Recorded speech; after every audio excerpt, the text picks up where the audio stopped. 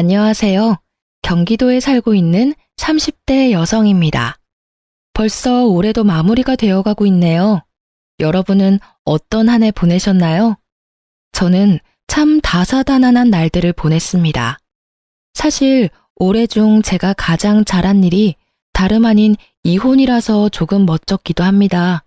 세상에, 저도 결혼 3개월 만에 이혼 도장을 찍게 되리라고는 꿈에도 몰랐거든요. 남편과는 소개팅으로 처음 만났습니다. 저희는 서로 다른 회사에 다녔지만 건너 아는 사람들이 많았어요. 비슷한 직종에서 근무해서 공통점도 많았죠. 주변에는 이미 다 결혼했고 연애도 안 하는 솔로는 얼마 남지 않아서 주변에서 더 저희를 이어주려고 성화였어요. 남편과 저는 서로 하는 일도 생활 방식도 다 비슷해서 평범하게 탈 없이 잘 만났습니다. 다만 저희는 처음 시작하는 연인의 설렘 같은 건 없었습니다. 그래도 편안한 만남 자체는 너무 좋았고 자연스럽게 결혼까지 흘러갔어요. 뭘 하든 혼자 하는 게 익숙했는데 옆에 짝꿍이 있으니 든든하더군요. 오랜만에 느끼는 안정감이 좋았습니다. 결혼 준비하면서는 딱 한 번 다툰 적 있는데 다들 참고 결혼하는 줄 알고 저도 참았어요. 그런데 그때 한번 삐끗거릴 때 진작 결혼을 관뒀어야 했나 봐요. 예비 신랑과 저는 비혼주의였어요. 네, 저희는 서로를 만나기 전까지는 결혼 생각이 전혀 없었습니다. 그렇다 보니 예비 신랑은 결혼 자금에 대해서 따로 저축을 크게 하지는 않았더라고요. 예비 신랑은 본가에 살면서 자주 해외여행을 다녔다고 합니다. 그래서 수중에 모은 돈이 별로 없다고 초반에 제게 솔직히 전부 털어놓더군요. 저는 재산은 전혀 개의치 않았습니다. 각자 직업이 있고 돈이야 앞으로 모으면 된다고 생각했거든요. 무엇보다 옆에서 봤을 때 예비 신랑의 경제적 관념이나 씀씀이가 나쁘지 않았어요. 그리고 같은 비혼주의라도 저는 재테크랑 부동산에 워낙 관심 많아서 재산이 좀 있었어요. 부부 중에 한 명이라도 제대로 자리 잡혀 있어도 저는 괜찮다는 주의였습니다. 그런데 차라리 이왕 하는 결혼 더 계산적으로 조금 더 따지고 할 걸 나중에 후회했습니다. 자기야, 만약 우리가 결혼한다면 아주 작은 원룸에서 시작해야 할지 몰라. 저번에 말했다시피 나 모은 돈이 많지 않거든. 원룸? 괜찮아. 신혼집은 내가 할 테니까 걱정하지 말고 혼수를 당신 쪽에서 해줘. 집을 자기가 마련한다고? 무슨 돈으로? 자기 저번에 대출도 있다고 하지 않았었나? 신혼집은 어떻게 마련하게? 그리고 아무리 그래도 집은 남자가 해야지. 좀 좁긴 하겠지만 내가 잘 구해볼게. 아니야. 시대가 어느 시대인데. 집 구하는 남자 여자 할 게 뭐가 있어. 그냥 집은 내가 하게 해줘. 나 지금 살고 있는 집 전세라서 돈 묶여 있잖아. 그걸로 우리 신혼집 마련하면 돼. 아, 그렇네. 와, 진짜 다행이다. 자기 덕분에 우리 신혼집은 해결이네. 응, 전부 솔직하게 말해줘서 고마워. 아, 나도 처음에는 모양 빠져서 돈 없다고 말하기 좀 부끄러웠어. 그런데 자기가 먼저 나한테 대출 있다고 솔직하게 오픈하는 모습 보고 나도 용기 낸 거야. 우리 둘 앞으로 열심히 일해서 갚아나가자. 그래, 말이라도 고마워. 그렇게 예비 신랑은 솔직했고 돈 앞에서 제게 자존심을 부리진 않았어요. 그런데 사람이 좀 선택적으로 솔직하더라고요. 그놈은 정작 중요한 문제를 제게 사실대로 말하지 않았었습니다. 부모님이 이혼하고부터는 할머니 손에서 쭉 자란 저는 아예 부모와 연을 끊고 사는 고아였습니다. 할머니도 돌아가셔서 제게는 이렇다 할 친정 식구가 없었거든요. 하지만 예비 시댁에서는 그런 걸로는 문제 삼지는 않더군요. 오히려 그땐 잘 컸다고 제게 칭찬했어요. 상진이한테 들었다. 신혼집은 새애기 너가 해온다고? 네, 아버님, 제가 신혼집 해오고 이 사람이 혼수 마련하기로 했어요. 상진이 넌 아무리 그래도 그렇지. 여자한테 집을 해오게 만들면 어떡해? 사내 녀석이 모양 빠지게. 여보, 좋은 날 또 왜 그래요? 효정아, 너희 시아버지가 벌써부터 며느리를 얼마나 생각하는지 몰라. 글쎄, 집은 본인이 해주겠다고 이렇게나 성활한다. 어머님, 아버님, 저희 좋게 봐주세요. 결혼은 최대한 저의 능력으로 하고 싶어서요. 보셨죠, 아버지? 제가 그렇게 하자고 한 게 아니라 효정이가 그러겠다고 한 거예요. 효정이 정말 마음이 넓고 착하거든요. 그러게, 할머님께서 우리 며느리 참 예쁘고 바르게 잘 키워주셨구나. 살아계셨으면 감사 인사라도 드리는 건데. 그러고 보니 효정이가 마음이 참 쓸쓸하겠구나. 말씀만이라도 감사해요. 참 요즘 보기 드문 참한 며느리감이야. 세아가, 내 아들이 아직은 가진 게 별로 없지만 이제 결혼하면 마음 잡고 살 테니 걱정하지 마라. 너 고생시키며 살 놈은 절대 아니야. 그런데 말이야, 제사 이야기는 우리 상진이한테 들었지? 네? 아, 제사요? 1년에 서너 번 있다고 들었어요. 아니, 서너 번이라니? 어머, 서너 번은 무슨. 상진이 너 효정이한테 지금까지 말 안 했어? 내가 자기한테 서너 번이라 했었나? 아, 기억이 잘 나질 않네. 며느라기 잘 들어라. 난 다른 거 필요 없다. 우리 집은 1년에 자그마치 제사가 10번이야. 네가 이제부터 시어머니 옆에 붙어서 그것만 잘 배우고 도우면 된다. 그럼 더 바랄 것도 없어. 1년에 10번이요? 그는 분명 제게 제사가 서너 번 있다고 말했었는데 알고 보니 10번이 넘더군요. 서너 번은 어떻게 잘 넘길 수 있다지만요. 맞벌이 하면서 10번씩이나 제사에 제가 참여해야 한다는 사실에 처음엔 머리가 어질했습니다. 당신 왜 제일 중요한 말을 숨겼어?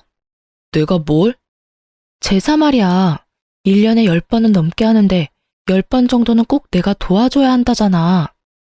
숨기다니 정확하게 말 못해준 것 뿐이지. 숨긴 건 아니야. 그리고 며느리로서 시댁 제사 참여하는 건 당연한 거지. 뭐? 이렇게 중요한 건 나한테 미리 말해줬어야지. 미리 말해줬으면 뭐 결혼 안 한다고 프로포즈 거절이라도 하게. 뭐? 지금 그런 말이 아니잖아. 제사 지내는 거 미디어에서 별일인 양 떠들어대는데 사실 진짜 별거 아니야. 다 같이 준비하는데 힘들 게 뭐 있어? 자기 좀 의외다. 거짓말은 못하는 사람인 줄 알았는데 모든 부분에서 솔직한 건 아니구나. 뭐? 너 은근히 기분 나쁘게 얘기한다. 너야말로 섭섭하게 왜 자꾸 나를 나쁜 사람인 것처럼 말해. 제사가 그렇게 하기 싫어? 설마 너 신혼집 네가 해온다고 제사도 못하겠다 이런 마인드인 거니? 여기서 신혼집 이야기가 왜 나와? 아, 그렇잖아. 신혼집 내가 있어도 네가 이런 식으로 나한테 갑질했을까? 자격지심인 건지 갑질이라는 표현을 쓰면서까지 예비 신랑이 매우 씩씩거리더군요. 여러분이 보기에도 집 해오는 조건으로 제가 갑질하는 걸로 보이시나요? 방귀 낀 놈이 성낸다고 저는 너무 어이가 없었습니다. 분명 자기 집 제사 서너 번이고 서로 바깥일하니 신경도 안 써도 된다고 말한 건 본인이었거든요. 갑질이라니 무슨 말도 안 되는 소릴. 당신이 나보고 제사는 신경도 쓰지 말라며. 집을 내가 해오는 걸 떠나서 솔직히 말해서 제사 매번은 못 도와드려. 내가 집을 안 해왔어도 내 입장은 똑같아. 우리 각자 얼마나 힘들게 일하는지는 당신이 제일 투명하게 잘 알잖아. 직장 생활하면서 1년 제사 다 챙기기 어려워. 그러니까 당신이 어머님 아버님께 미리 내 입장 제대로 말씀드려. 난 지금 제사도 제사지만 당신이 당연하다는 식으로 구는 게 제일 이해 안 가고 기분 나빠. 처음부터 서너 번이라고 속이지나 말던가. 저는 다른 건 다 참아도 제게 거짓말하는 건 정말 못 참겠더라고요. 예전에 남자친구들과 헤어졌던 이유도 다 거짓말 때문이었거든요. 그런데 예비 신랑이 결혼할 때쯤 그들과 비슷한 모습 보이더라고요. 저는 순간 지금 내가 잘못된 선택을 한 건가 싶었어요. 그 아차하는 순간 멈췄어야 했는데 저는 그만 시부의 설득에 넘어가고 말았습니다. 결혼 앞둔 예비 신부가 싸우고 연락 두절이니 예비 신랑도 애탔겠죠. 시부에게 SOS라도 쳤는지 완전 고지식해 보였던 시부는 엄청 다정하게 저를 다독이더군요. 세아가, 네가 얼마나 놀랐으면 상진이한테 연락도 안 하고 숨어버렸니? 저번에 말했듯이 내게 제사는 참 중요해. 하지만 난 제사보다 사람이 더 중요하단다. 설마 너 바깥일하는 거 알면서도 내가 귀한 며느리 고생시키겠니? 네 시엄마도 똑같은 생각이야. 가르쳐 주려는 마음이지. 부려먹을 생각은 주어도 없다. 네 시아버지 말이 맞아, 아가. 우리가 널 어떻게 부려먹니? 게다가 너 할머님 돌아가시고 제사도 한번 지내본 적 없을 거 아니니? 하나뿐인 핏줄인데 너도 분명 나중에 할머님 제사 챙기고 싶을 거야. 나한테 미리 배운다고 생각하렴. 시부는 제사가 너무 많아서 깜짝 놀랐을 제 마음을 다 안다며 아들놈 혼내주겠다고 저를 편들어줬어요. 제사 이야기는 둘이 상의가 된 일인 줄 알았다고 하더라고요.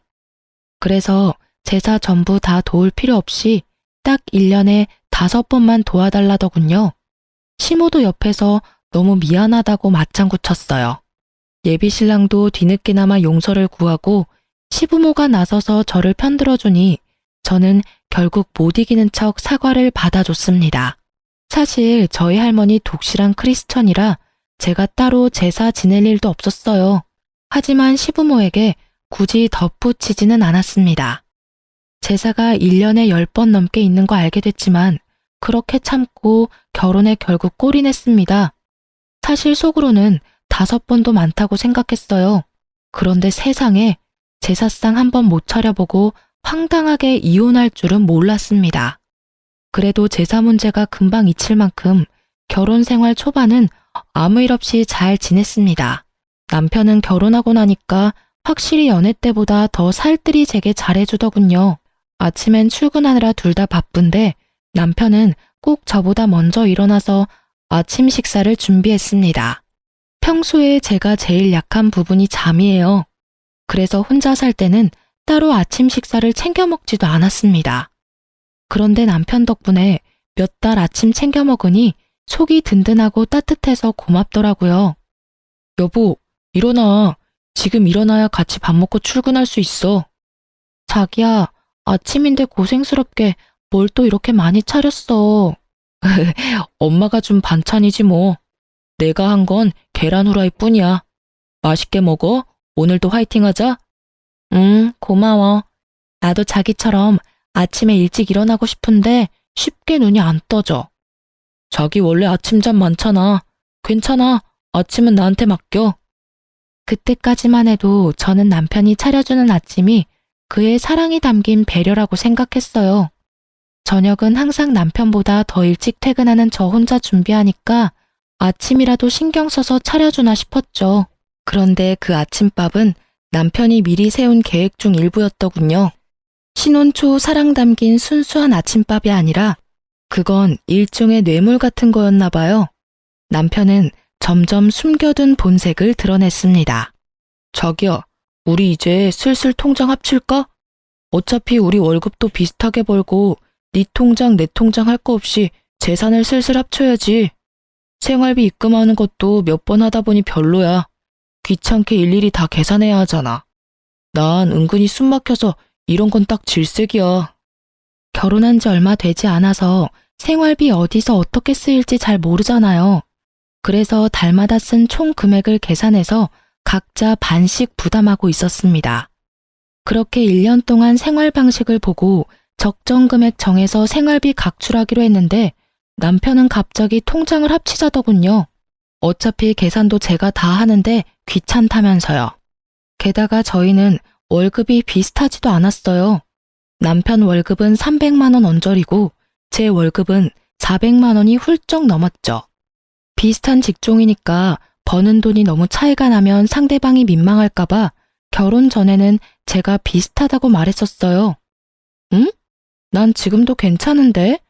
1년 동안은 이렇게 하기로 했잖아. 에이, 그러지 말고 합치자. 당신은 저녁 장보고 나는 아침 장보고 그런 것도 더해서 반 나누는 거 솔직히 좀 그래. 그래? 당신이 아침 장을 따로 본 적이 있어? 거의 냉장고에 내가 봐둔 재료 쓰는 줄 알았는데. 그런데 난 결혼했다고 바로 통장 합치는 건 싫어. 합치더라도 몇 년 있다가 합치는 게 낫지 않아? 소비 패턴이 다르고 아직은 한 달에 개인적으로 쓰는 돈이 다르잖아. 아, 일단 당신 뜻이 그렇다면 알겠어. 근데 그렇게 말하니까 좀 서운하다. 응? 난 같이 잘 살아보고 싶어서 말한 건데 당신은 좀 선 긋는 것 같아서 서운해. 선 긋는 게 아니라 됐다. 그만 얘기하자. 저는 제가 당장 달에 개인적으로 쓰는 돈이 많아서 그렇게 말한 건데 남편은 제가 선을 긋는다고 서운해하더군요. 삐진 남편은 제게 한동안 툴툴거렸습니다. 그래서 저는 좀 더 꼼꼼하게 생활비를 제외하고 각자 한 달에 쓰는 돈들에 대해서 남편과 다시 의논해야겠다고 생각했어요. 각 잡고 이야기하는 것보다 자연스럽게 아침 식사를 같이 준비하면서 얘기를 꺼내는 건 어떨까 싶어 저는 평소보다 일찍 일어났어요. 참 그날따라 눈이 번쩍 떠지더군요.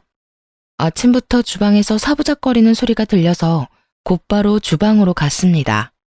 그런데 생각하지도 못한 남편의 충격적인 대화에 온몸이 굳어버렸습니다.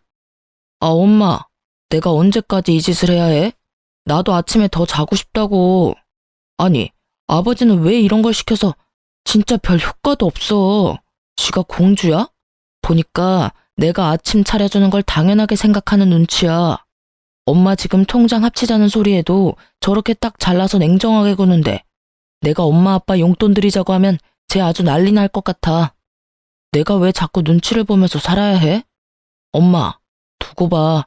아들이 어떻게든 통장 합칠 테니까. 그러면 이 짓거리도 이제 끝이야. 그 짧은 통화 내용만 들어도 시댁과 남편이 저를 어떻게 생각하는지 짐작이 가더군요. 너무 심장이 두근거려서 일어난 티도 못 내고 다시 안방에 들어갔습니다. 상황 파악하는데 헛웃음이 나오더군요. 제가 결혼한 사람이 그렇게 앞뒤가 다른 사람이라곤 전혀 몰랐습니다. 그러니까 지금 남편이 돈 때문에 제게 아침 차려주는 쇼를 하고 있었다는 거잖아요.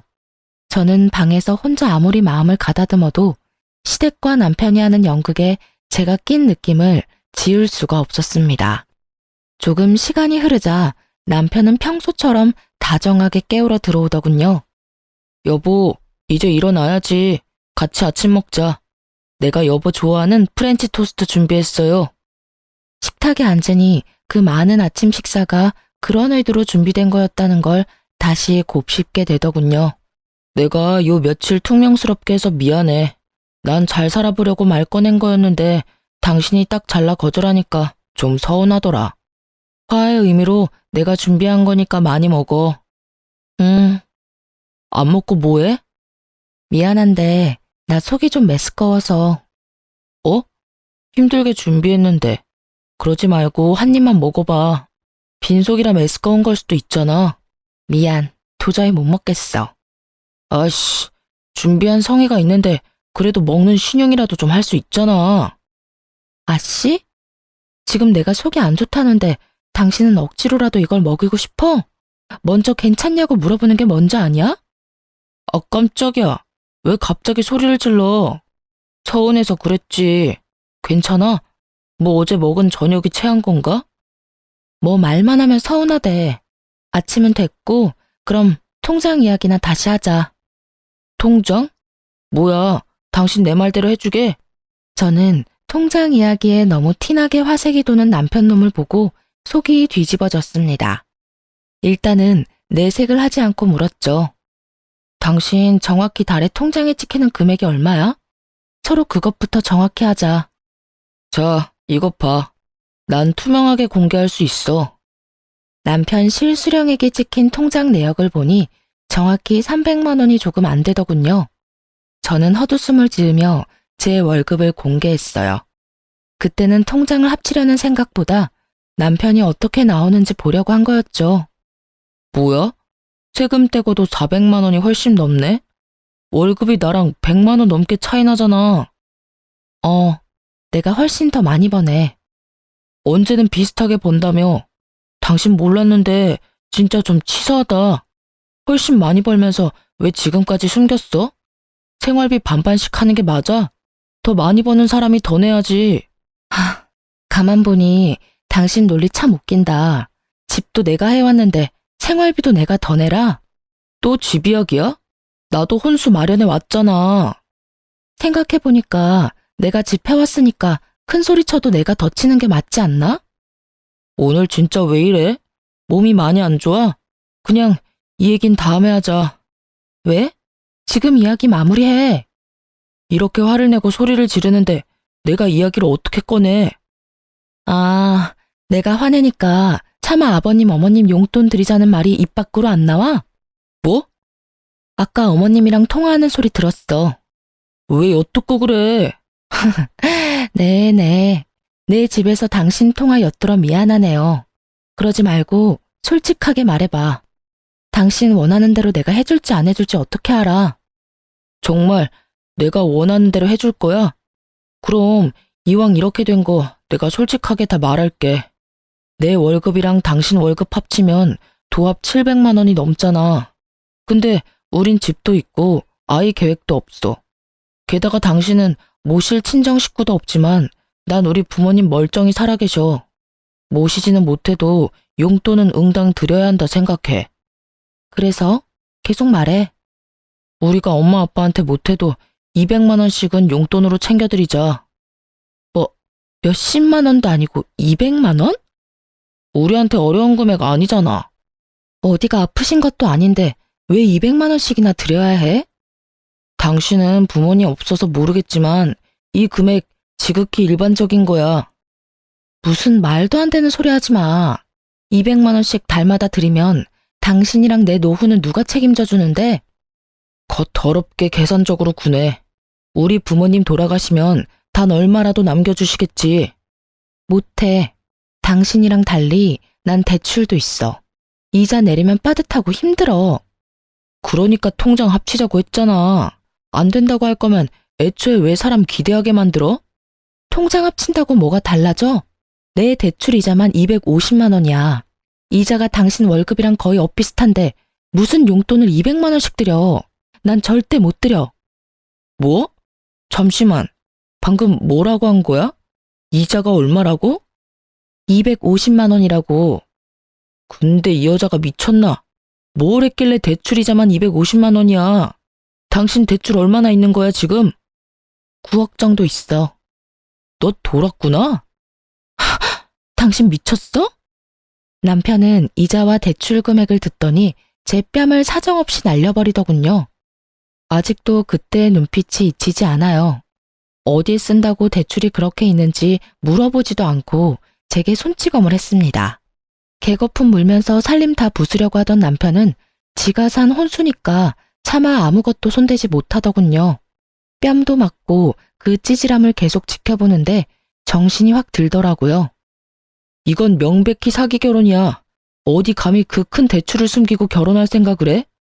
너 겉으로는 멀쩡해 보였는데 완전 속빈 강정이었구나. 그 나이까지 결혼 못한 이유가 따로 있었어. 우리 부모님 너 고아인데도 결혼 허락해줬어. 근데 이렇게 뒤통수를 쳐? 너야말로 지금 대출받은 이유도 정확히 모르면서 사람 뺨을 쳐? 이 정신 나간 여자야. 네가 왜 대출이 9억이나 있는지 난 하나도 궁금하지가 않아. 그동안 내가 해먹인 아침이 아깝다. 진짜 양심도 없지. 언제까지 속이려 했어? 넌 겨우 뺨 한 대 맞은 걸로 고맙게 생각해. 생각 같아서는 확, 아휴, 됐어. 어차피 이혼할 건데 뭘 더 말해. 제가 정말 어이가 없고 억울했던 건요. 저는 사치하거나 투자를 잘못해서 9억이나 빚진 게 아니었어요. 5년 전에 무리해서 땅을 사기는 했지만 건물을 지어 올려서 현재 공시지가로 계산하면 30억이 넘거든요. 건물 소유한 거 소문나봤자 좋을 거 없다는 걸 알아서 주변 지인도 전혀 몰라요. 결혼해서도 건물 이야기는 될 수 있으면 말하지 않았죠. 저는 결혼했다고 해서 나 건물 있어 하고 바로 밝힐 필요는 없다고 생각했거든요. 대출은 당연히 마이너스니까 밝혀야 한다고 생각했고요. 지금 생각해보니 정말 잘한 선택이었어요. 이렇게 구린 놈인 줄 몰랐으니까요. 사실 건물 월세만 대충 계산해도 1,000만 원이 넘게 들어와서 저 한 달 대출 이자에 대해선 전혀 부담이 없습니다. 하지만 남편과 시댁이 꼭 제게 맡겨놓은 돈을 내놓으라는 식이니 절대 도움 주고 싶지 않았어요. 그리고 저를 두고 그들끼리 음흉한 계획을 세웠다는 게 매우 기분 나빴습니다. 그런데 남편 놈은 이런 실정을 다 모르고 개거품 물면서 제 뺨부터 올려붙인 거죠. 저는 남편 놈이 뛰쳐나가고 시부모에게 곧바로 전화했습니다. 남편이 내 뺨을 때렸다고 말했으나 시부는 이유도 묻지 않고 참으라 하더라고요. 아버님, 저 그이한테 뺨 맞았어요. 저희 아무래도 이혼할 것 같습니다. 뭐? 내 아들이 너한테 손찌검했다고? 뭐 그럴 만한 이유가 있었겠지. 근데 뺨 한 번 맞은 게 뭐 대수냐? 내가 살아있는 한 내 아들 이혼남 되는 거 난 죽어도 못 본다. 아가, 네가 한 번만 참아라. 남자들 손버릇은 안 사람이 행동을 어떻게 하냐에 따라서 달라진다. 그동안 내 아들이 너 아침 해먹이고 살뜰히 챙긴 걸로 난 알고 있는데 갑자기 뺨 때렸으면 이유는 너한테 있겠지. 네? 정말 너무하시네요. 뺨 맞은 이유가 저한테 있는지 아버님이 어떻게 아세요? 그리고 아무리 잘못했더라도 폭력 쓰는 게 맞는 일인가요? 일단 내가 상진이랑 이야기 나눠볼 테니 며느리 너는 그냥 조용히 있어라. 세상 천지 핏줄 없는 네가 옆에 남편이라도 있어야지. 이건 내 아들을 위한 일이기도 하지만 다 너를 위한 일이기도 하다. 그러니 매정하다 생각하지 마라. 끊는다. 그래도 며느리라고 다정하게 대해준 시부를 조금은 믿었습니다. 하지만 그 아들의 그 아버지라고 둘 다 어리석기는 하더라고요.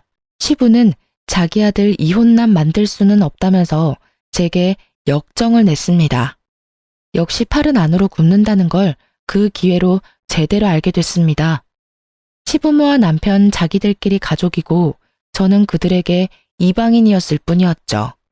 그렇게 집 나간 남편놈은 하루 만에 제게 이혼 서류를 내밀더라고요. 소송으로 가면 번잡하니까 합의 이혼으로 마무리 지어. 도장 찍어. 합의 이혼? 그래, 바라던 바네. 순순히 이혼해준다니까 더 놀랍다. 너 9억 대출 있는 거 설마 이혼하고 나서 나한테 조금이라도 책임 넘기려는 건 아니지? 뭐? 혹시나 해서 이혼한 친구놈한테 내가 물어봤어. 잘못하면 내가 네 빚까지 갚아야 할 수도 있다더라. 그러니까 네 재산 한 푼도 나한테 넘어오지 않도록 재산 분할 포기각 썼어. 내가 이런 것도 안 알아봤을까봐? 남편놈은 자기 복 자기가 찬 줄도 모르고 제게 각서까지 쓰게 하더군요. 하마터면 저도 놓칠 뻔한 부분이었는데 오히려 정말 고마웠습니다. 하나는 알고 열은 모르니 남편의 그 멍청함에 많이 웃기는 했어요. 일반적으로 대출도 재산이 꽤 있는 사람이 받는 거잖아요. 제가 그만큼의 대출을 어떻게 받았고 또 어디에 썼는지 끝까지 물어보지 않더라고요. 그래, 너 잘났다. 근데 너 나랑 이혼하면 나중에 후회할걸? 후회는 무슨? 너 지금 우리 아빠 믿고 그러는 거냐? 내 걱정하지 마. 아버지 너 대출 9억이나 있는 거 알고 완전 개거품 무셨어. 여기까지 같이 온다는 거 내가 겨우겨우 말려서 너 오늘 목숨 건진 거라고. 이제 진짜 끝이니까 구질구질하게 붙잡지 마라. 깔끔하게 합의 이혼하면 돼. 그래? 근데 깔끔하지 않은데? 뭐? 저는 깔끔하게 이혼해주려고 냉장고에서 대파 한 단을 꺼내 그놈 뺨을 두들겨 팼습니다. 어이, 이게 무슨 짓이야? 너도 그때 야무지게 내 뺨 날렸잖아. 나도 깔끔하게 이혼하려면 내가 받은 건 돌려줘야지. 왜? 합의 이혼 말고 그냥 소송으로 가고 싶어? 어휴, 내가 똥이 무서워서 피하냐? 됐다. 더러워서 피하고 말지. 그 대화를 끝으로 저는 한 달여 만에 그 머저리랑 이혼했습니다. 그놈이 원하는 대로 각서도 써줬어요. 서로가 원하는 이혼이었기에 이혼 조정 기간도 무리 없이 끝났고 이혼은 확정됐습니다. 결혼하기까지는 정말 시간 걸리던데 이혼은 마음먹으니 엄청 쉽더라고요. 드디어 등본에 전 남편 이름이 삭제되어 저는 혼자 파티를 열었답니다. 다행히 이혼 과정 중에 전 시부모랑도 제가 마주할 일은 없었습니다. 혹시라도 제가 금전적으로 들러붙을까봐 이혼까지 연락 한 통 없었던 것 같아요. 오히려 감사했죠. 그 사람들이 저한테 들러붙을까봐 저도 조마조마했거든요. 저는 바로 신혼집은 세놓고 제 건물 근처 오피스텔로 이사했습니다. 주말에는 왔다 갔다 하며 건물 한번 보고 항상 1층 분식집에서 점심을 간단히 해결했어요. 그런데 진짜 세상에 소름 돋게도 이혼하고 일주일 뒤 제 건물에서 시부랑 딱 마주쳤습니다. 저도 그렇게 마주칠 거라고는 상상도 못했어요. 제가 기존 건물 청소 용역 업체의 계약이 다 끝나서 고심해서 새로운 업체를 구했거든요. 첫날이라 업체 사람들이랑 얼굴도 틀 겸 분식집에서 먼저 밥을 먹고 있었어요. 그런데 하필 그 청소업체에 시부가 속해 있었어요. 김밥 하나 입에 넣자마자 청소하는 시부랑 눈이 딱 마주쳤습니다. 저는 굳이 마주하고 싶지 않아서 못 본 척 고개를 돌렸어요. 모자를 쓰고 있어서 못 알아볼 줄 알았는데 저의 전 시부는 기어코 분식집 안까지 들어와서 저에게 다짜고짜 따지더라고요. 사장님, 앞으로 여기 이 여자한테는 음식 팔지 마쇼. 음식이 아까워. 이 여자가 어떤 여자인 줄 알아요? 내 아들 이혼남 만든 아주 못된 물건이야. 대출 있는 것도 속이고 내 아들이랑 우리 집 말아먹으려고 한 거지라고. 거지를 식당에 들이면 되나? 어이구, 영혼까지 끌어서 대출받아서 도대체 어디에다가 썼냐? 순순히 집해온다고 했을 때 내가 의심했어야 하는데. 밥 먹고 있는 거 안 보여요, 아저씨? 뭐? 아저씨? 아, 할아버지인가? 좋은 말로 할 때 그냥 곱게 지나가세요. 당신 아들이랑 깔끔하게 이혼도 했는데 왜 이제 와서 제 속사정을 궁금해하세요?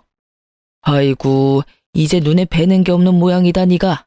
야, 넌 대출이자 내느라 허리띠 졸라매서 라면이랑 김밥밖에 먹을 게 없지?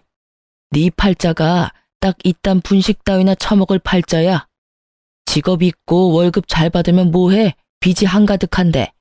넌 평생 빚 갚다가 죽을 거다 이거사.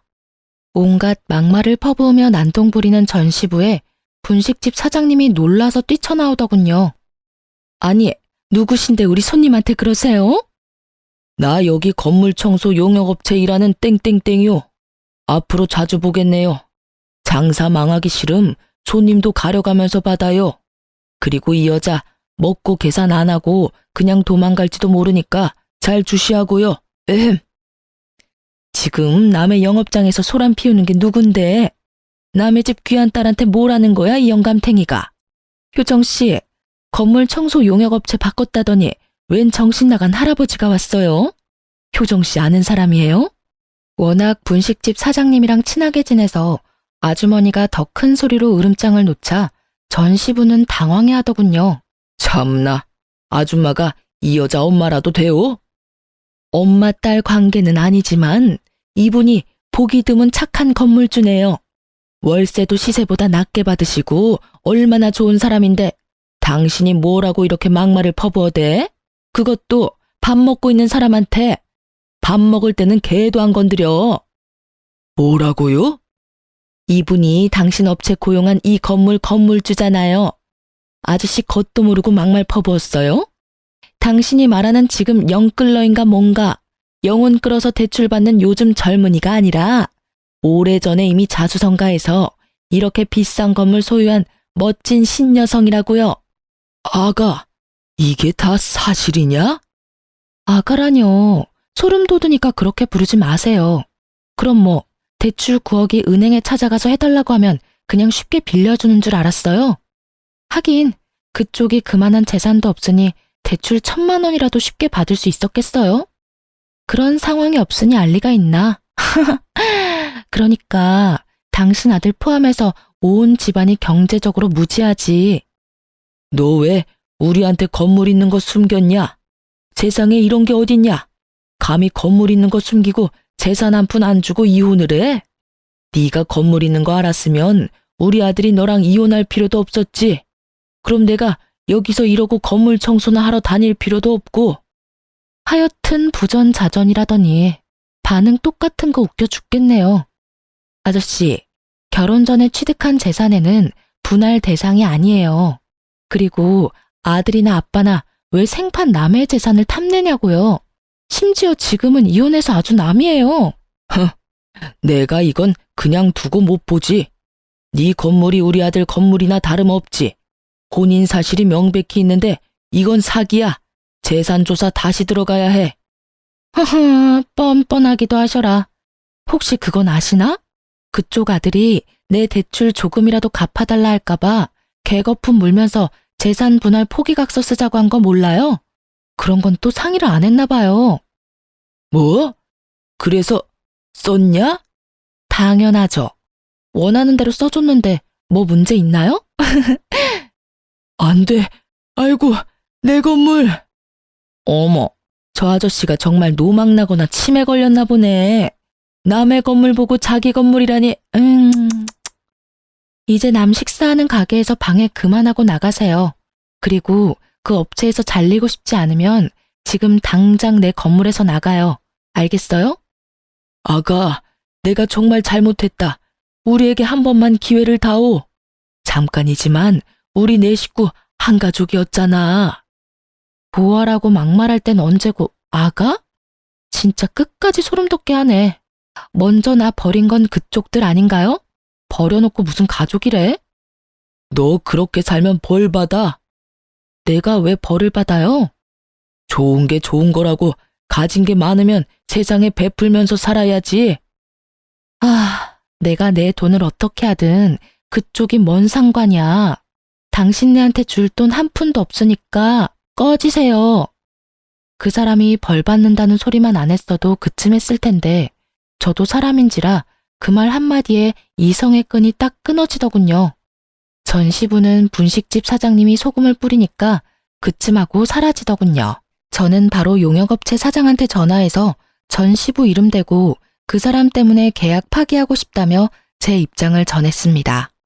업체에서는 사과와 함께 계약한 기간은 채우고 싶다 했지만 저는 필요 없다고 했습니다. 한 달치 용역비는 날렸지만 더 이상 전시부와 마주칠 일 따위는 없어서 마음만은 홀가분했습니다. 그 뒤로 뭐 전시모까지 전화가 왔어요. 이혼 후 굳이 번호 안 바꿨었는데 그 일 있고 나서 바꿨습니다. 저를 붙잡고 애원하고 뭐 비슷했죠. 효정아, 난 정말 너희가 이혼하는 게 싫었단다. 하지만 내가 무슨 힘이 있었겠니? 그저 아들과 남편이 하라는 대로 잠자코 있었지. 하지만 내 아들 아직도 여전히 너 많이 그리워해. 후회도 하고 있고 반성도 하고 있단다. 그러니까요, 아줌마. 저는 돌아갈 일 없고 우리는 모두 이제 남남이고 제발 전화 좀 그만하세요. 그렇게 이혼 안 했어도 난 이혼했을 거거든요. 내가 왜 시부모한테 200만 원씩 용돈을 줘요? 아니, 그건 말이다. 아들한테 효도 바라시고 남한테 효도 바라지 마세요. 끊습니다. 제가 해결해야 할 문제는 물론 그것뿐만 아니었죠. 전 남편 놈이랑 저랑 겹치는 지인이 많다고 했었잖아요. 이혼하고 한참 동안 저 빚쟁이라고 주변에 소문을 엄청 더럽게 냈더라고요. 다들 쉬쉬했는데 결국 제 귀에 들어왔어요. 그 덕에 저는 어쩔 수 없이 주변 사람들한테 건물주라는 걸 오픈했습니다. 다들 그럼 그렇지 하고 저를 두둔했고 전 남편이 한심하고 어리석었다 욕하더군요. 전 남편도 제가 건물주라는 걸 시부모와 주변 사람들에게 뒤늦게 전해 듣고 술 먹고 저를 한번 붙잡으러 오긴 했습니다. 여보, 법적으로 남이지만 아직도 여전히 당신은 나한테 여보야. 내가 얼마나 널 아끼고 사랑해줬니? 근데 넌 왜 그렇게 쉽게 져버려? 내가 아무것도 모르고 이혼하자면 당신이 말려주지 그랬어. 내가 너무 애송이었어. 대출도 자산이라는 거 몰랐어. 효정아, 나 한 번만 봐주라, 응? 엄마 아버지 다 버리고 오라 하면 그렇게 할게. 난 당신만 있으면 돼. 미친 소리하고 앉아있네. 야, 꼴에 자존심 있어서 맨정신으로는 못 매달리겠지? 술 냄새 풀풀 풍기면서 바짓가랑이 붙잡고 늘어지면 내가 받아줄 거라 생각했어? 이건 또 누구 머리에서 나온 생각이니? 너희 엄마? 아니면 아빠? 너희 가족 이런 계획 잘 짜잖아. 아, 소름 돋아. 이혼해줘서 다시 한번 정말 고맙다. 비꼬지 말고 내 진심 좀 알아주라. 진심? 그럼 내가 마지막으로 기회 줘볼게. 너 9억 있어? 내 대출 네가 다 갚아주면 네 진심 생각은 해볼게. 뭐? 내가 9억이 어딨어. 당장 9천만 원도 없는데. 그러니까 이 거지야. 그 나이 먹고 땡전 한 푼 없는 너랑 결혼해줬으면 감사합니다 했어야지. 먼저 내 뺨 올려붙인 게 누군데. 그리고 너, 내가 모를 줄 알았어? 사람들한테 내 이미지 바닥으로 추락시켜놓고 이렇게 매달리는 거 양심 안 찔려? 추악하다 정말. 추잡스러워 정말. 그게 할 말 없지? 너 한 번만 더 나 찾아오면 너희 집이랑 너 더 더럽게 동네방네 소문내줄 테니까 그렇게 하라. 얼굴 들고 살고 싶으면 똑바로 살라고. 전 남편은 제 바짓가랑이를 잡고 늘어지다가 제가 악에 바친 모습을 보고 놀라서 도망가더군요. 저도 더 독하게 굴어야 더 이상 제게 들러붙지 않는다는 걸 깨달았어요. 그리고 곧바로 접근 금지 신청도 했습니다. 혹시 몰라서 전 남편이 제 재산을 노리고 스토킹한다고 경찰에 신고도 당연히 했습니다. 그렇게 다 조치를 취하자 더 이상 그놈과 그 식구들은 제 앞에 모습을 나타내지 않았어요. 그렇게 겨우 질긴 인연 끊어냈습니다. 주변에 안 좋게 났던 제 소문들도 잠잠해지고 역으로 전 남편의 평판이 안 좋아지더군요. 다 자업자득이라 생각합니다. 시부는 그 청소 용역업체에서 바로 잘렸다고 합니다. 남한테 눈물 나게 했으니 본인도 피눈물 흘리셔야죠. 여러분, 만약 제게 그렇다 할 가족이 있었으면 그 인간들이 제게 함부로 안 했을까요? 만일 제가 대출이 없었다면, 그리고 건물이 있다는 걸 미리 알게 되었다면 생활비 200만 원이 아니라 저의 건물 월세를 자기들 달라고 할 게 분명해 보였어요. 전 시부모는 애 안 낳아도 상관없다더니 본인들 부양하기를 바랬던 거예요. 전 남편 역시 대리 효도를 바랬고요. 지금 생각해보니 잘못된 결혼 빠르게 이혼할 수 있었던 것도 다 하늘에서 저희 할머니가 도와주신 게 아닌가 싶습니다. 저는 겉으로는 아무렇지 않은 척하고 센 척했지만 이혼의 아픔은 꽤 길었습니다. 내가 모자라고 세상에 피부치 없어서 이런 서름 겪는 거란 생각도 들더군요. 건물이 있어도 월세가 들어와도 제 편이 없다는 사실에 마음은 허했습니다. 언젠가 저도 진짜 짝을 만날 수 있을까요? 이제 함부로 사람을 못 믿겠습니다. 물론 세상에 이런 사람들만 존재하지 않는다는 거 잘 알고 있어요. 하지만 지금까지 어떻게 씩씩하게 살아왔나 싶을 정도로 앞으로 살 날이 조금 두렵기는 하네요. 저는 현재 휴직계를 내고 잠시 쉬고 있습니다. 몸 건강도 마음 건강도 회복해서 얼른 밝은 모습 되찾으려고요. 여러분께서 응원해 주신다면 그 힘 감사히 받겠습니다. 그럼 지금까지 제 긴 사연 함께 들어주셔서 정말 감사합니다.